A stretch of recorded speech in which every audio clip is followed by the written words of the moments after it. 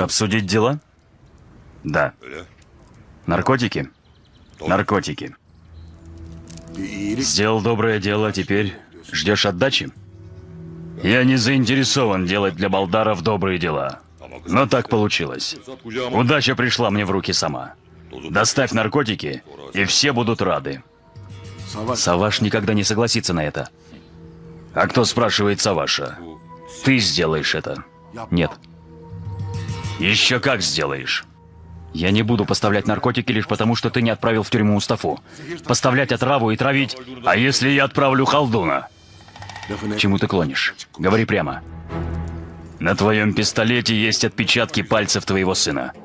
Не может быть. Халдун не прикасался к пистолету и не прикоснется. Из шкафа его достал твой сын. Они вместе с Мустафой стреляли по бутылкам. Твой сын хорошо стреляет. Молодец. Ты хорошо воспитал его.